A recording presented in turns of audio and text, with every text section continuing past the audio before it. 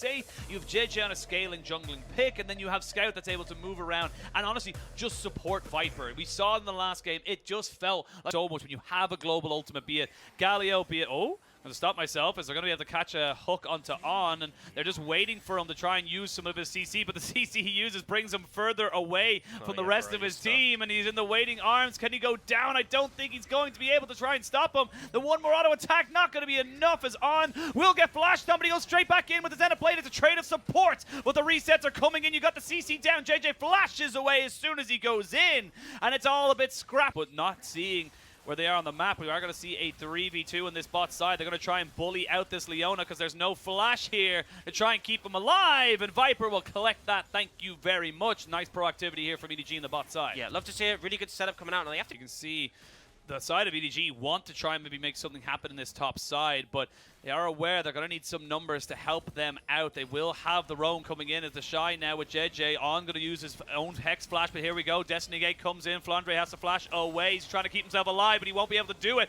But they still get the trade 1-for-1 in the top laners as EDG send a party up there. Yeah, and honestly, I think Weibo are happy with this, right? They brought 4 men have pressure, but I expect it to be a side lane because you go for a big side lane play. Oh, no. Mako, he gets caught up here. He's going to get the flay perfectly set up, and the hook is going to force the cleanse and the ultimate there from Huanfeng. It looked like they'd set up a trap on Weibo, but Mako was just really solid on his buttons there. Yeah, I feel like On held his ult for way too long. Like, you could have burned Mako's flash. Like, you E, R, and then it's like he has to flash. He's got Mobies. He's got Mobies. He's almost going to be able to catch out Huanfeng, who has no way out now, and that's the Xayah. Dead and deleted. On is almost certainly going to have to lose his flash, and that's just a disaster right now for Weibo on the bot side. And on the top lane, we can see that Flandre is coming in here. They're going to get the explosive cast. Flandre just sets it up perfectly, and they will pick up that kill. EDG winning on all fronts. You can now see they're going to go in, and they're going to get Mako to get the Zhonya's. Well played right there from Mako. They survive in the bot side. EDG winning everywhere. Absolute disaster for Weibo, right? Not only they did go over in favor of Weibo, so not the worst in the world in that regard, but they are losing pressure around here as we can see them now moving forward. They're going to land a stun card there onto Scout as he goes golden. There's the solar flare back off of cooldown. There's the kick onto 2 as they get the Everfrost down as well. It's good kiting though as Mako does eventually just fall, and Scout needs to get himself backed away. He really doesn't want to use that flash, but he has to use it there to make sure he does. Well, we are going to see, whoa, solar flare comes out on the side there, and that's going to be another cooldown down. There's the gold card being locked in on top of On. He'll take a little bit of damage. Still very tanky despite any of his ruins, but we are going to see a flashing gaze. They're trying to take down this Leona, and they should be able to do so. They know On has no flash, so they just go for it. Mirk Treads doesn't really matter when you have the CC layering. Now Viper, nice dodge away in the Sonic Wave. And they will just keep applying that pressure, and I love to see it. This is what EDG should be doing. Now the Shy has managed to stay safe for a while, but he's being collapsed on. He is. They're going to be able to get the flash out of him immediately, and you can see now Flandre with the flash belly bop into the Everfrost, into the ultimate as well, means that the Shy is not long for the world. And Viper, this one's for you, buddy. Rapid fire cannon completed. This is such a huge moment for that composition because suddenly the range at which you can stand. Whoa. Oh, there you go. Yeah. I think you're probably in a bit of trouble. He's in a bit of trouble. He's going to use the Everfrost and has no real mana, but he's going to get caught out on even here just in case anything was to go untoward. But a commitment of the teleport there from Angel to get a pick. Honestly, I don't think it's a bad idea because there's no real objective on the board. Yeah, there's nothing really for EDG to take. They will put some pressure down mid, but Viper's going to have to back up soon. The Shy. Oh, the Shy. Oh dear, he's going to get CC locked for absolute days, and there's just nothing for him to do. They are going to have the Lantern to get Viper out, who kind of got full point getting that close. Whereas Weibo, they don't really care if EDG get one dragon. Flandre. Oh, he gets kicked over the wall as well. Nicely done by SOFM, the flash insect to set it all up. And now, without the Gragas, you have an opportunity to kind of get those lanes in order, get yourself pressure around the map, and then maybe move towards this bigger objective. But you haven't seen anybody moving around this side of the Baron Pit just yet, and you have no idea that they're here. They have no clue that they're all up here, and they find him. The TP no, is he don't want in. it. He doesn't want to be there, but he's going to get caught out immediately. immediately.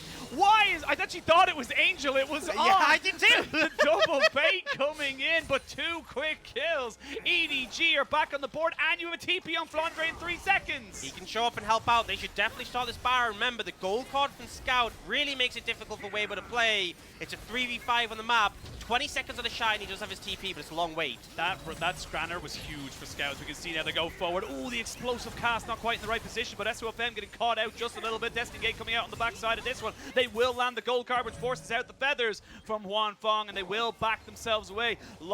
Yeah, it is going to be about where Angel can position himself, where they can make things work. As he gets himself dragged over the wall, they're going to jump straight over with a Heartbreak, and they have to use the Lee Sin Dragon's Rage defensively, but it is just not enough. That was a fantastic explosive cast to bring on right back into the fray. He's so close to dead, but he's not quite going to drop. They even had the Infernum there to almost get the AoE. Destiny Gate comes out there. It's going to be on the bottom side. They don't take the bait, but mid lane tier 1 and EDG, they're ramping up. They're getting bigger, stronger. You can put more pressure towards this top side as Mako. You're in a little bit of no man's land. You cannot lantern yourself, buddy. He's going to have to fully engage, but he gets popped by the Shy. Big mistake when you're the one without flash. Can't be caught out in those situations.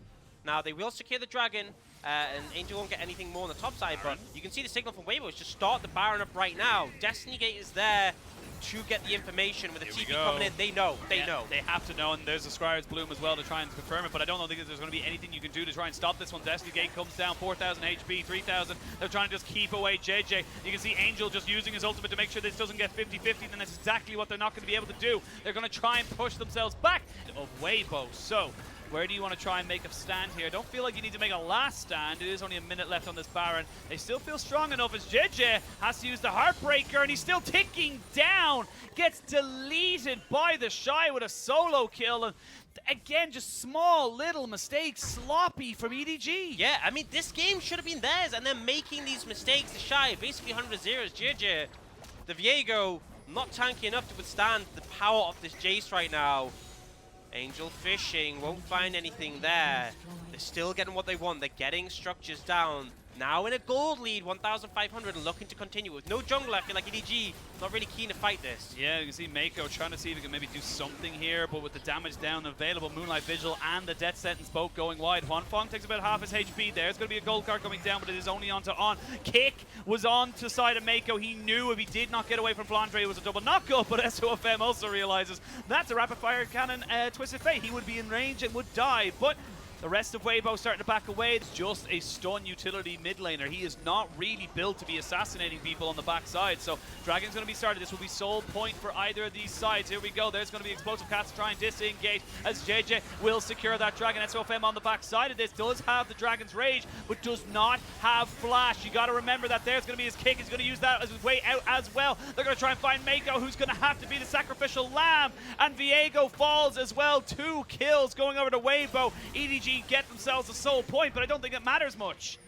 Oh, and Angel's looking now. Oh, that's a great move as well. The cleanse does get used by Scout. Can he get himself away? They're going to have to try and keep him alive, but the Moonlight Vigil just hits nothing. Thin air right between the sticks as Viper is not really able to have the thing, and WBG could end.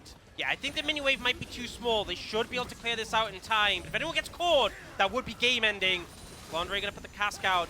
Should be able to finish off this cannon, and they won't get anything more. EDG get the Dragon, but they do pay for it. Not helping him. No, it really isn't. Now Mako going to find himself a hook here as VJ tries to keep him alive, but he needs to run away with the Heartbreaker.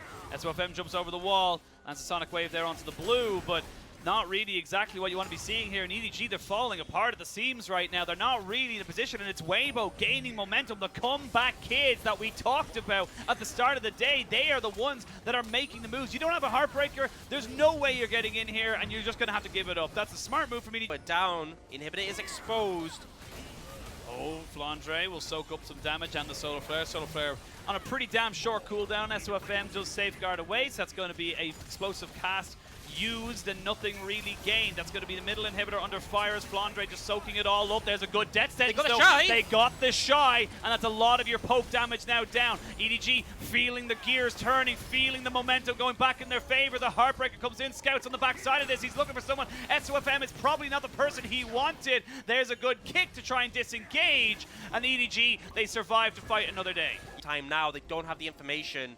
Scout is by himself, and No, they're going to be able dude. to find him, and they know exactly where he is. He needed to flash that well before the CC came in. He'll use Cleanse, but Scout, that was egregious. Yeah, that was awful, right? And that's the thing, they didn't have the information, they didn't have the vision. He didn't expect them to be there, but WBG are playing so well around these pockets of vision, and that's Baron.